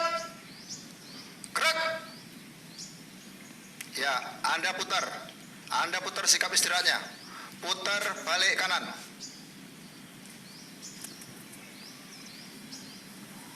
Ya, kembali putar balik kanan.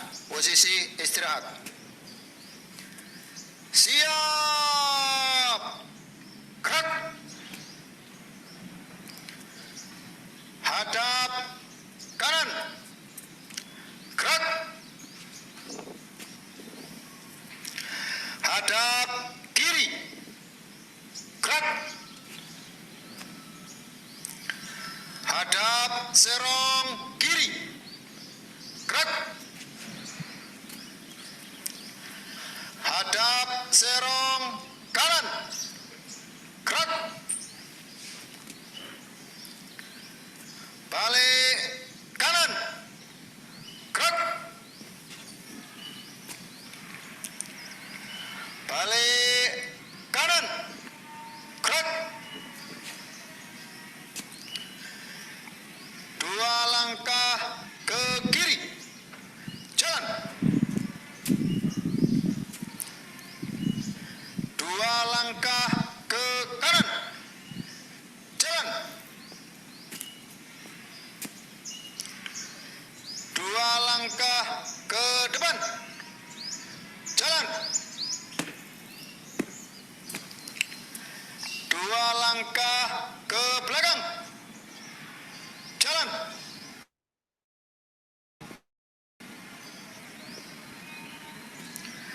Jalan di tempat. Gerak. Hadap kiri. Henti. Gerak. Jalan di tempat. Gerak. Hadap kanan. Henti. Gerak.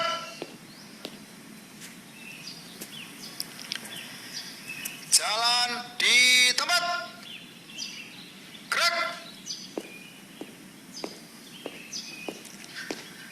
Hadap serong kiri. Henti. Gerak.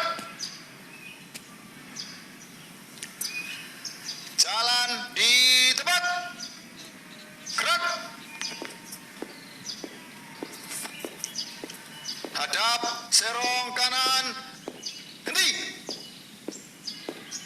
Gerak.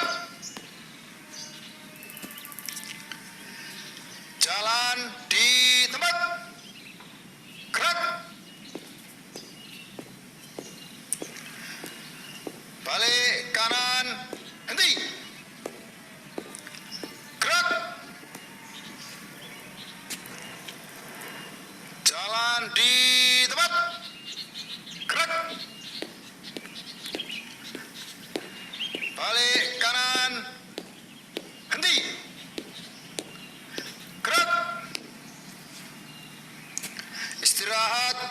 Cepat, gerak.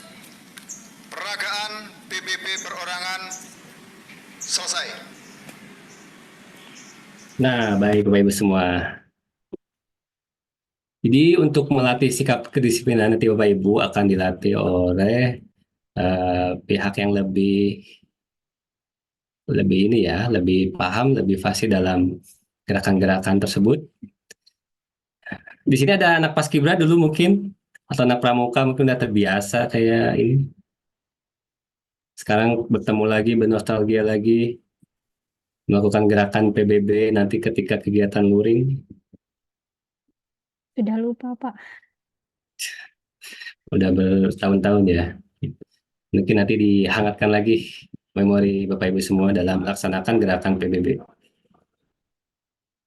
Baik, berikutnya tentang keprotokolan. Apa itu keprotokolan?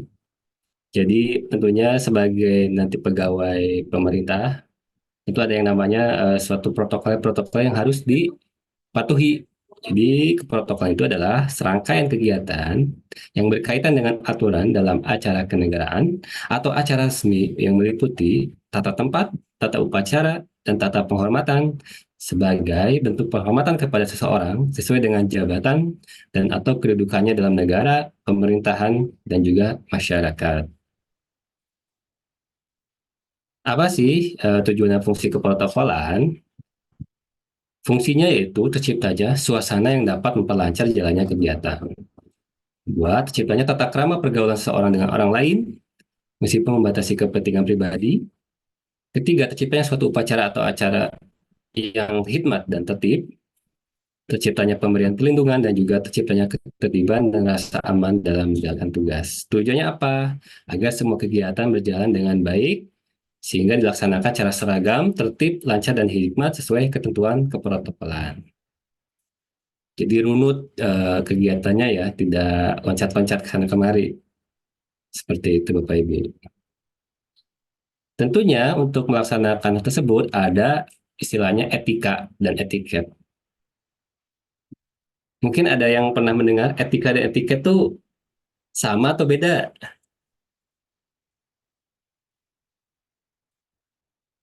Ada yang tahu etika dan etiket?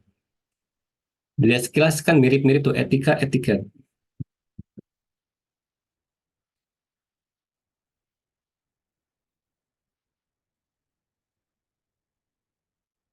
Sekilas sih ini ya mirip-mirip ya, tetapi itu ada perbedaannya. Seperti dalam contoh bahwa yang dinamakan etika, misalkan suatu perbuatan boleh dilakukan atau tidak boleh, seperti tidak boleh mencuri, tidak boleh membunuh. Sedangkan etika itu adalah bagaimana suatu perbuatan itu dilakukan. Misalkan nih kalau dalam contoh budaya Sunda atau Jawa, memberi dan menerima sesuatu harus menggunakan tangan kanan. Apabila menggunakan tangan kiri, maka dianggap melanggar etiket. Bisa dibilang tidak sopan ya, seperti itu. Mungkin di kebudayaan yang lain tidak ya, tergantung tempatnya di mana. Kemudian misalkan contoh lainnya etika absolut dan mutlak, sedangkan kalau etiket itu bersikap relatif, tidak mutlak dan tidak permanen. Misalkan contoh etika larangan mencuri dan larangan membunuh merupakan larangan yang berlaku mutlak di berbagai tempat dan budaya selama periode waktu tertentu, baik itu dulu, sekarang, dan yang akan datang. Sedangkan etiket contohnya misalkan diundang oleh atasan nih untuk makan bersama secara formal. Maka misalkan makan harus menggunakan alat makan yang tersedia, bisa pakai sendok. Tapi bila dilakukan dengan santai, secara informal, maka aturan tersebut tidak berlaku. Nah, itu bedanya etika dan etiket. Kemudian nilai berikutnya dari kesiapsiagaan dasar negara itu kearifan lokal, di mana tiap-tiap daerah memiliki suatu kekayaan tersendiri, baik itu kekayaan budaya dan juga kekayaan misalkan kultur, sama aja budaya dan kultur, kemudian mungkin tata krama seperti itu. Kita bisa melihat misalkan ini gambar ujung paling kiri atas itu Candi Prambanan ya, itu di Jogja. Kemudian kedua kearifan lokal di suatu tempat, di mana hal yang gambar dua atas nih, yang tengah atas itu mungkin di negara lain itu jarang diketemui ya, di mana tempat beribadah umat Muslim kok berdekatan dengan tempat ibadah agama lain, hal yang kayaknya mustahil terlihat ya di negara lain. Sedangkan di negara kita itu karena memiliki nilai toleransi, kita ya biasa-biasa saja. Bahkan di Jakarta pun Masjid Istiqlal itu berseberangan dengan gereja ya kalau nggak salah itu. Kemudian ada kearifan lokal lainnya, ini ada anak-anak kecil yang memiliki baju adat tertentu. Kemudian ini ada Candi Borobudur dan juga ada ini suatu monumen, patung tokoh tertentu di daerah tertentu, dan juga masyarakat-masyarakat di Indonesia. Nah, kemudian setelah mengetahui nilai-nilai aksi bela negara, bagaimana sih rencana aksi bela negara yang bisa kita susun atau kita rancang? Jadi, berdasarkan Impres nomor 7 tahun 2018, memberikan amanat dan perintah dari Presiden tentang aksi gerakan nasional bela negara yang terdiri dari 3 tahap. Yang pertama, tahap sosialisasi, harmonisasi, sinkronisasi, kemudian ada koordinasi dan evaluasi. Yang kedua, tahap internalisasi nilai-nilai dasar bela negara, dan juga yang terakhir adalah aksi gerakan atau aksi nyatanya. Jadi kita coba analisis dulu SWOT, bagaimana strength, kekuatan, weakness, kelemahannya, dan juga opportunity, peluang, dan ancamannya.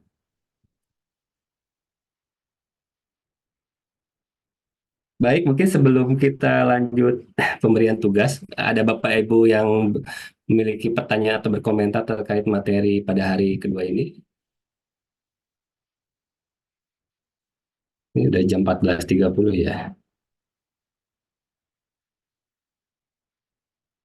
Saya Pak ingin bertanya. Ya, silakan. Tadi perbedaan etika dan etiket tadi itu. Jadi maksudnya itu etika itu lebih abstrak dibandingkan etiket gitu. Karena etiket kan ada yang tertulis dan tidak tertulis, sedangkan etika adalah lebih kepada kebiasaan atau apa ya, budaya yang ada di masyarakat di lokasi tersebut gitu Pak. Ya. Terima kasih. Oh ya, jadi pertanyaan tadi apa? Mohon ulangin Pak Malik, Pak Mamur.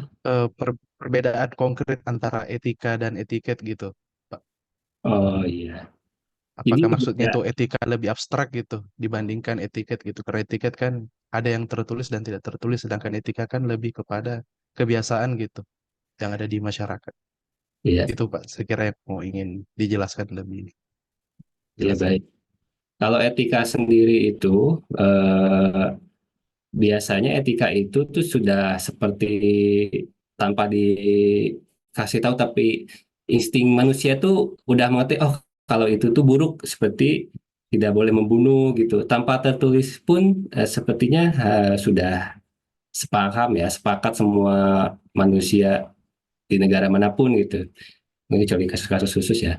Kemudian etiket itu mungkin ada yang tertulis dan juga tertulis seperti yang tadi contohkan, misalkan di suatu negara atau suatu tempat, katakanlah misalkan tadi atasan, kita makan bersama dengan atasan di acara formal, tentunya harus ada aturan-aturan ya.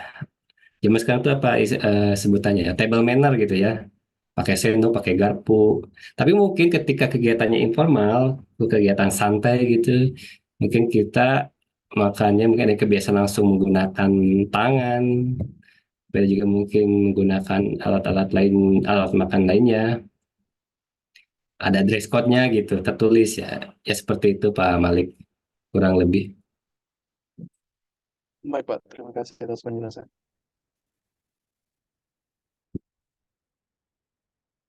Ada lagi pertanyaan? Ini udah 14.30 ya, sudah selesai harusnya.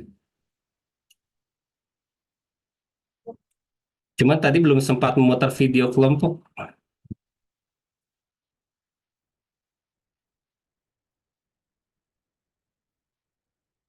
Bagaimana panitia nih, belum memutar video kelompok apa tetap diputarkan atau Silakan kesepakatan kita saja apabila mau diputar, paling undur berapa menit. Silakan iya. Kan diputuskan sebenarnya aja. hanya 2 video ya, karena video kelompok. Iya, silakan gimana Bapak Ibu sekalian? Apakah mau mundur berapa menit untuk memutarkan video atau cukup sampai di sini? Putarkan aja, Pak. Putarkan saja. Jadi saya coba ini dulu ya. Stop share.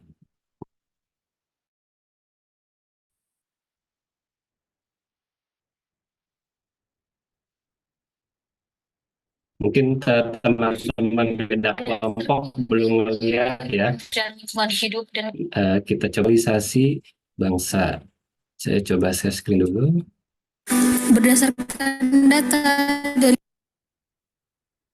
Sebentar.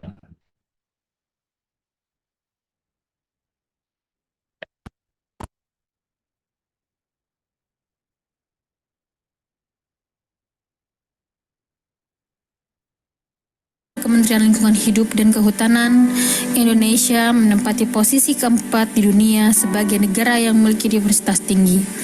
Lebih dari 17.000 pulau yang ada di Indonesia terdapat flora dan fauna yang tidak diperoleh di negara lain.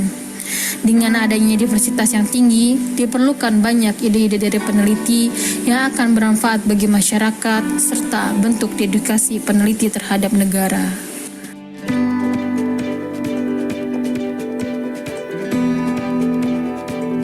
Plagiarisme di Indonesia bukan masalah baru yang terjadi belakangan ini. Direktorat Jenderal Pendidikan Tinggi mencatat 21 perguruan tinggi negeri di Indonesia melakukan plagiarisme. Kasus-kasus plagiarisme di kalangan akademis adalah gejala krisis moral dan etika kaum intelektual. Dari sudut pandang pengalaman nilai Pancasila, plagiarisme merupakan sebuah perilaku yang melanggar prinsip-prinsip sila kedua, yaitu kemanusiaan yang adil dan beradab. Peran akademisi, peneliti, dan tenaga pendidik harus berperan aktif dalam mewujudkan nilai-nilai kejujuran dan integritas di lingkungan pendidikan dan institusi riset sebagai upaya bela negara. Peneliti adalah garda terdepan dalam memerangi penyakit. Mereka berjuang bukan hanya untuk menemukan obat, tetapi juga untuk menjaga integritas. Dengan karya orisinil, mereka membangun kebanggaan bangsa serta sadar akan berbangsa dan bernegara. Bersama, mari kita dukung penelitian yang jujur, hindari plagiarisme, karena setiap langkah peneliti membawa harapan bagi banyak orang. Kita sebagai peneliti yang memiliki kontribusi yang besar untuk kemajuan bangsa melalui hasil-hasil temuan kita yang mendorong perkembangan berbagai aspek dan mewujudkan kehidupan bangsa Indonesia dan mewujudkan Indonesia emas tahun 2045. Perkembangan teknologi tidak lepas dari hasil temuan baru yang kita hasilkan. Tentunya kita sebagai peneliti punya peranan penting dalam kemajuan negara yang kita cintai ini. Namun, perlu ditanamkan pada dalam kita harus tetap berpedoman pada Pancasila. Kejujuran dalam menghasilkan penelitian dan menulis hasil penelitian harus menjadi yang utama. Kita diajarkan untuk jujur melalui ajaran agama. Negara kita adalah negara beragama sesuai sila pertama pada Pancasila.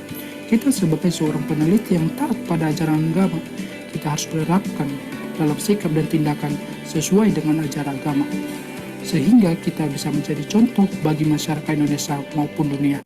Cara pandang kita sebagai warga negara yang berwawasan kebangsaan, yang memiliki pengetahuan tentang wawasan kebangsaan, sepatutnya kita memahami bahwa di bawah Undang-Undang Dasar 1945, setiap warga negara memiliki hak dan kewajiban, termasuk dalam bidang pendidikan dan ilmiah.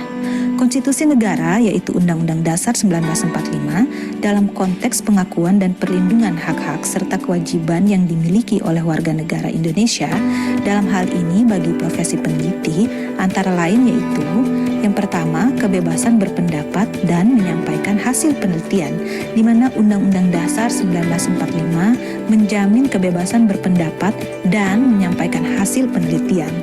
Peneliti memiliki hak untuk mengekspresikan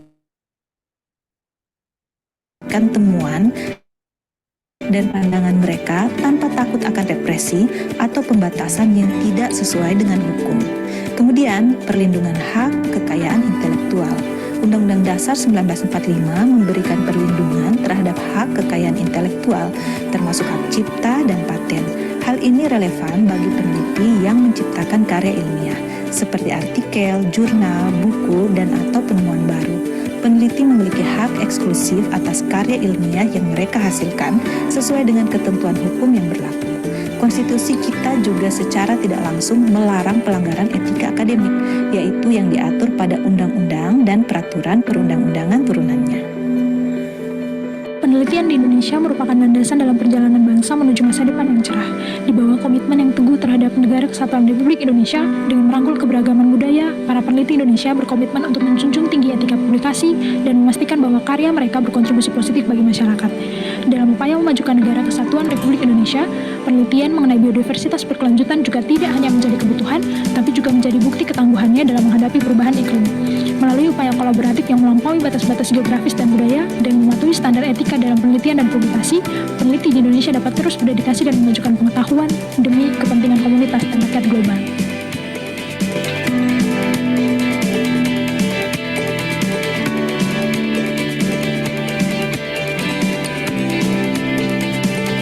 Oke, baik.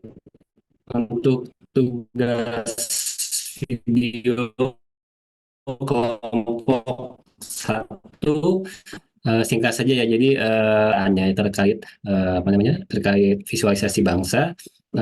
Mungkin biar mempersingkat waktu karena udah jam 14.30, kita lanjut ke kelompok 2. Sebentar, saya share screen yang untuk kelompok 2.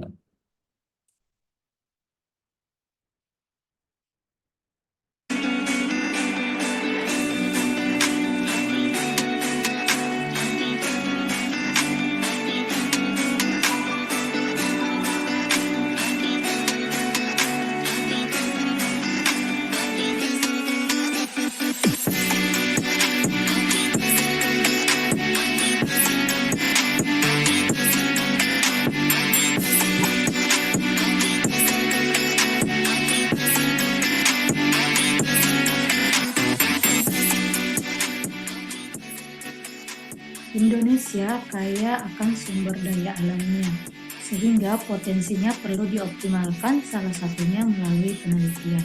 Kami sebagai peneliti di BRIN giat belajar saling berkolaborasi dalam hal penelitian yang bermanfaat bagi diri sendiri, masyarakat, lingkungan, dan negara Indonesia.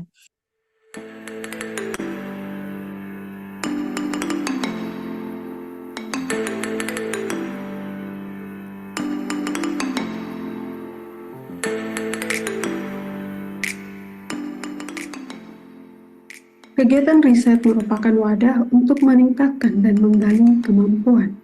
Riset di Indonesia berkembang secara terus-menerus baik di kancah nasional dan juga internasional.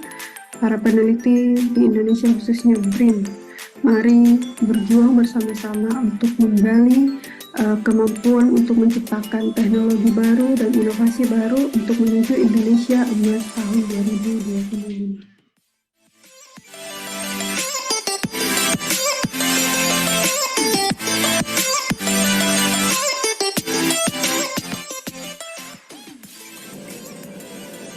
Kegiatan penelitian dan menciptakan inovasi merupakan tantangan dalam rangka meningkatkan daya saing bangsa.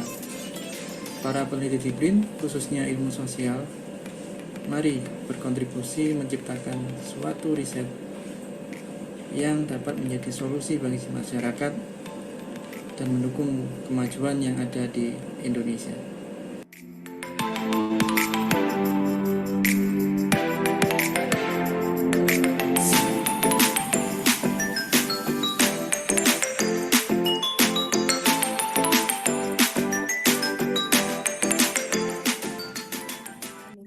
Salah satu negara megadiversity yang kaya akan keanekaragaman hayati, yang merupakan gudang bahan kimia alami yang tidak ternilai harganya.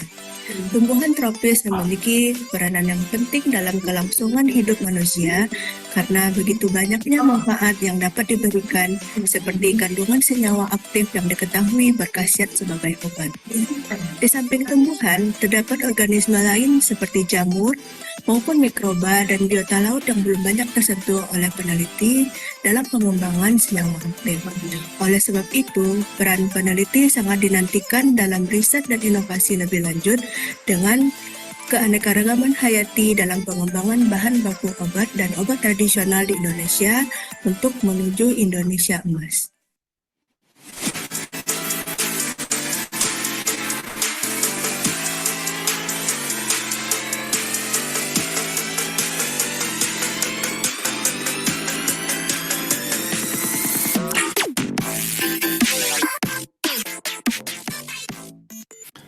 Di balik setiap terobosan dan perubahan serta inovasi terdapat peneliti yang senantiasa tak lelah dalam mengkaji. Dengan tekad dan dedikasi mereka, kita yakin tantangan lingkungan bersama bisa kita atasi. Jadilah bagian dalam perjalanan ini. Dukunglah para peneliti dalam upaya mereka menjaga bumi kita. Mari bersama bergandengan tangan untuk menjaga keindahan alam bagi generasi kita mendatang. Terima kasih atas semangat dan dedikasi para peneliti.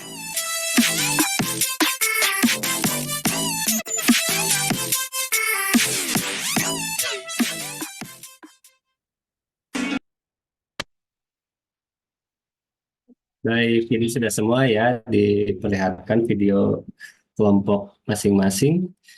Mungkin karena keterbatasan waktu, ya saya komentar sedikit, jadi ada beberapa kelebihan dan kekurangan dari masing-masing video, dan nanti bisa dilihat dari Collabjar ya, nilainya sudah saya nilaikan video kelompok tersebut, video-video individu lainnya, dan juga tugas learning journal. Mungkin nanti saya upload di Collabjar nilainya, sudah saya nilaikan, cuman belum diupload saja di Collabjar. Dan untuk tugas berikutnya, tugas ketiga, mungkin Bapak Ibu bisa melihat dengan sesama tugas untuk tugasan ketiga. Jadi uraian aktivitasnya sama, ada tugas individu dan tugas kelompok. Yang pertama itu tugas individu tentang rencana aksi kesiapsiagaan bela negara. Jadi nanti Bapak Ibu semua mendeskripsikan kondisi saat ini dan kondisi yang diharapkan terkait siapsiagaan bela negara di instansi.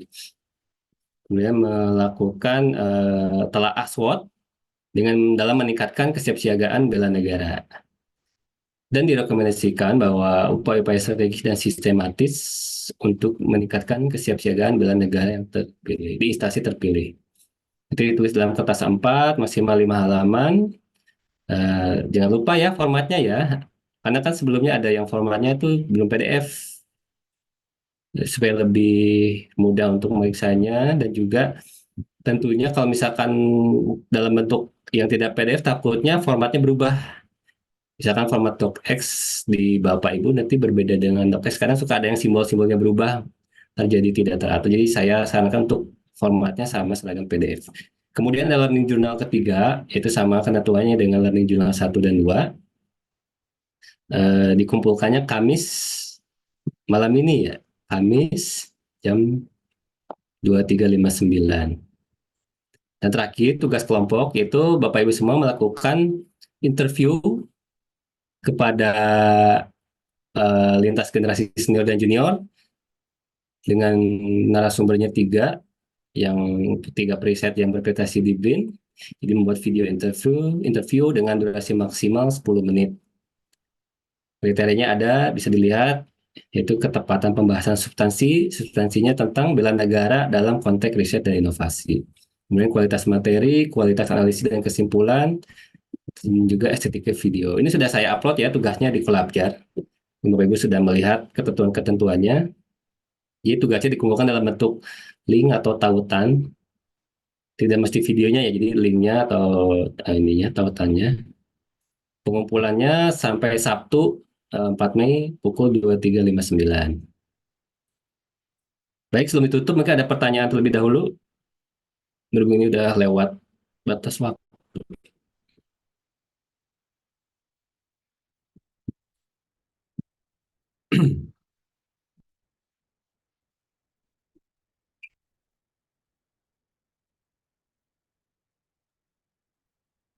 Kalau tidak ada, mungkin dicukupkan Mohon sekian izin, Pak. pembelajaran agenda. Ya, silakan. Ada Pak. Oh, Ini silakan Bu Sunarti. ini ada lintas junior dan senior ya Pak ya. Kalau senior, sepemahaman saya mungkin senior di BRIN yang sudah mendapatkan Ya, gelar profesor itu yang di ya betul. pemahaman saya.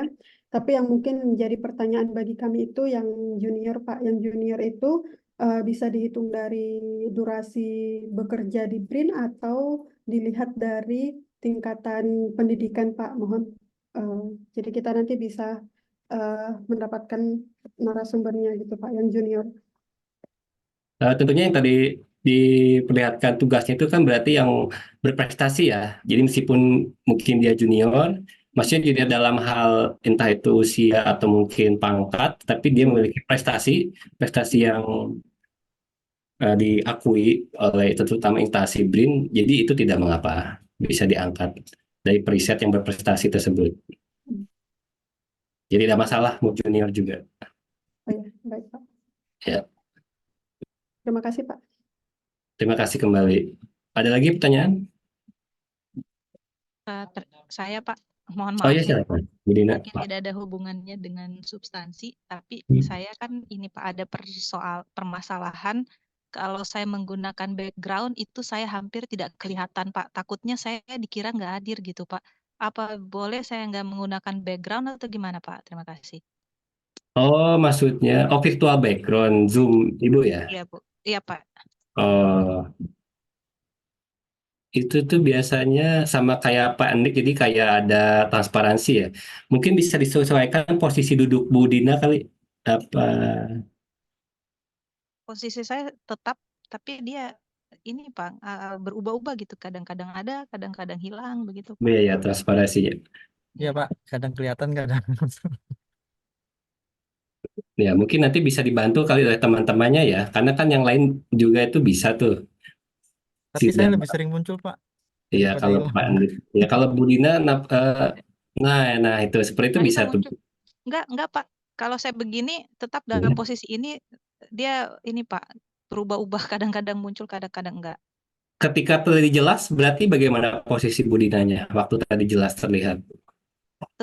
Itu mungkin Ini jadi, Pak saya dalam posisi sama. Tadi kelihatan sekarang enggak lagi. ya maksudnya sebelumnya tadi udah jelas Bu. Iya itu dia. Tapi Jadi mungkin, enggak ngerti. tapi sih tidak masalah sih, masih terlihat oleh kami baik panitia juga sih, Oh iya. terlihat sih. Terutama yang penting audionya sih Bu. Kalau audionya jelas, nanti kan bisa tahu tuh siapa yang bicara gitu. Oh iya Pak. Soalnya takutnya dikira enggak hadir gitu karena enggak Iya, iya, kelihatan. iya. Nanti takutnya Ibu mungkin penilaiannya berkurang gitu ya, atau Iya Pak. bagaimana gitu. Iya Iya, Pak. Iya. jelas. Terlihat jelas Bu. Ya makasih Pak. Ya, sama-sama. Ada lagi barangkali yang lain Pak Ibu sebelum tutup?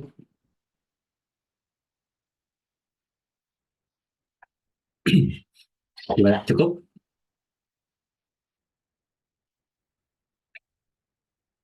Baik, kalau sudah tidak yang bertanya lagi, kami cukupkan. Sekian pembelajaran agenda 1 pada pertemuan hari kedua ini. Terima kasih Bapak Ibu semuanya. Mohon maaf atas segala kesalahan, baik itu tindakan ucapan dari kami, terutama saya selaku mentor atau fasilitator agenda 1 ini. Untuk pertemuan berikutnya mungkin akan ganti mentor ya, ganti fasilitator untuk agenda kedua. Jadi selamat berjumpa dengan pemateri berikutnya. Dan jangan lupa tugasnya harus sesuai dengan ketentuan ya. Jangan sampai ada lagi uploadnya salah format. Kemudian misalkan melebihi durasi maksimum yang ditentukan. Seperti itu.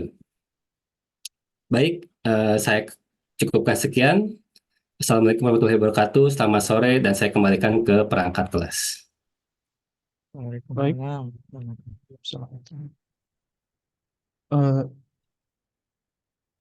Duduk siap gerak.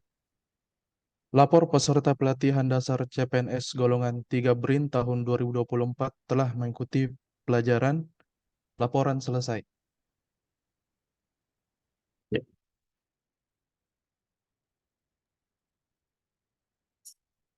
Baik, mungkin di stop recording.